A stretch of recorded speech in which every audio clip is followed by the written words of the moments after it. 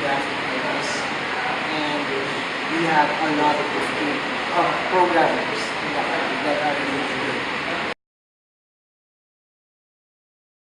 It's a relatively new industry here in the Philippines, and one of the fast-growing industries wherein government really sees that there is this potential for this industry to grow and this industry to contribute to our nation.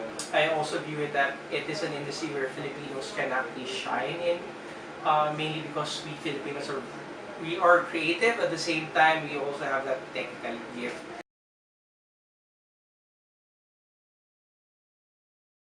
It's a very diverse industry in terms of the companies that compose it. In terms of opportunities, it's growing, but we're not yet at the same level, say, of a more mature market like Singapore or the US or Japan. So there are quite a number of jobs naman. It's just that there are also a lot of applicants din. But I think the industry is getting stronger because of we're strengthening kasi the base, no? The pool of people. We're proud to help the industry strengthen itself, as well as provide opportunities to people who want to enter the industry. Courses like what you're taking, or helping TESDA in formulating course outlines for other schools to follow in the footsteps of what Binil is doing. So I think it's growing. It's a strong industry, pero we still haven't matured yet, I think, to the point. And I think that will come in the next few years. It's much better if you're working you don't worry about a lot of things unless all of your relatives are in the other family. I guess salary-wise, I'm sure that other countries will be able to offer even bigger compared to the Philippine setting. With regards to job, we're pretty competitive. One thing, knowing or seeing people in the industry is a lot of them are pretty nationalistic.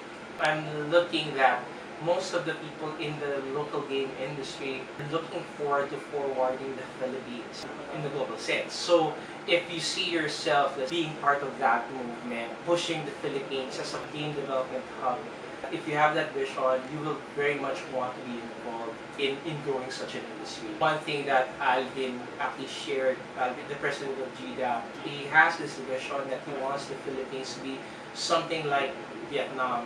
In Vietnam's case, their game developers are very nationalistic.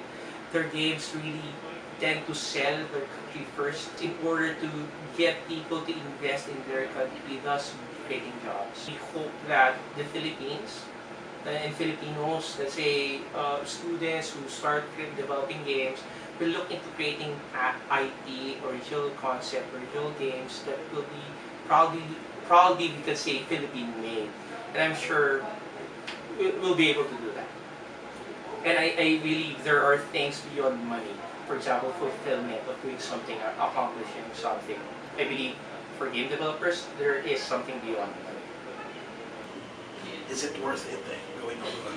Just because if you're working abroad, doesn't mean automatically that you're gonna be taking home more than me.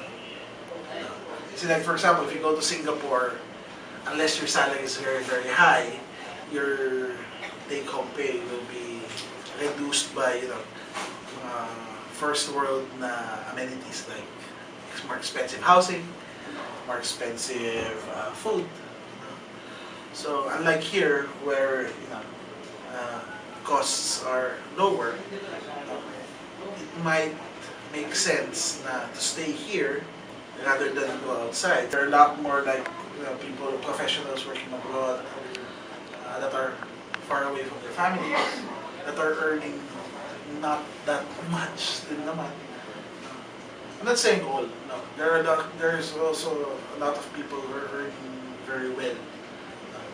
But again, it depends kasi on the individual. What is it to you? What do you get from here as opposed to what you can get outside? If you can get like 3 times, 4 times take-home pay outside, then why not? Diba? So if you're here, you already have a family here, you already have your opportunities here. Then it's up to you, basically. to weigh if it's worth it. It's not black and white. It really depends on the person kasi working. And it's also nice then to work here because you're helping the country build itself. And I mean, I'm not demeaning people who are going out of the country, pero we need to have an industry here. If everybody went out of the country, then nobody's left not to take care of things here, diba? So you need some people out there. You need some people here, and I think it depends on your circumstances where you end up basically. Not for the game industry, because it's a niche that hasn't been saturated yet. As long as they have talent, as long as they're passionate about it, I don't think they have a hard time when they do it by themselves. And by that I mean they decide to create apps either for the mobile industry or just games in general. There's a huge market for that. Or they join a gaming company and pursue their passion. But there are a lot of options if they want to continue. One, the game industry really needs people. So they really need people both on the technical side and both on the art side. Now, they have this very large need, and they need people to fill up that said need, that hole or that gap within their the different job requirements for game development. Theoretically, it shouldn't be a problem. Realistically, okay, even though companies will have that need, it will still boil down to the skill of the individual graduate. That is why my advice for every graduate or for every student is to really hone their craft. If you're a programmer, be the best programmer. If you're an artist, really learn, go beyond what the classes give, regardless of, by the way, regardless of you're a programmer, artist, or designer, go beyond what the classes gives you. An example is two of our graduating students, part of the Pioneer batch, they were already hired, in a sense, by one of the game studios, even if they're not yet graduates. They're just waiting for them to march. These are examples of students who went beyond the classroom.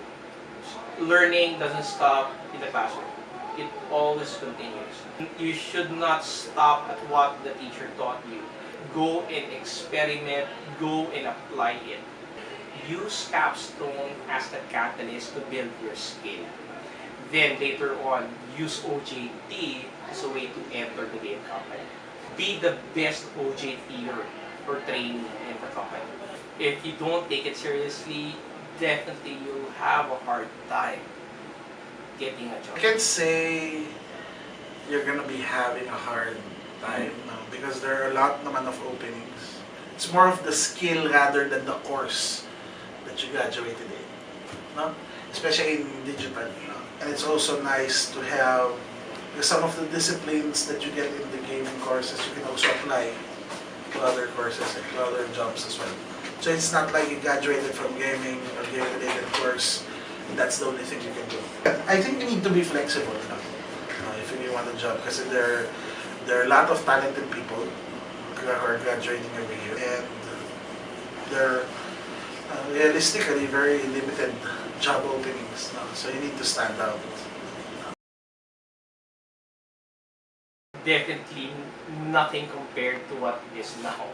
I'm saying that in the positive way.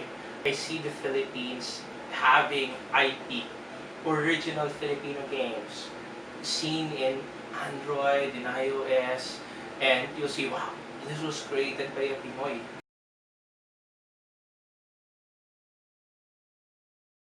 Depende din kasi minsan kapag sa outsourcing kasi meron tinatawag na NDA, non-disclosure agreement. So hindi mo pwedeng i-claim or ilagay yung logo ng company. Depende sa agreement.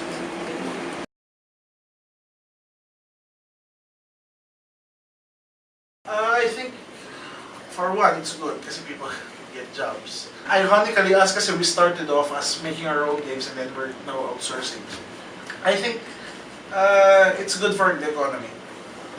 Kasi I think once these outsourcing companies get enough financial revenue, maybe they can start doing their own IPs later on. Kasi the hard part is creating an IP from scratch tapos publishing it without any support ng mga big publishers.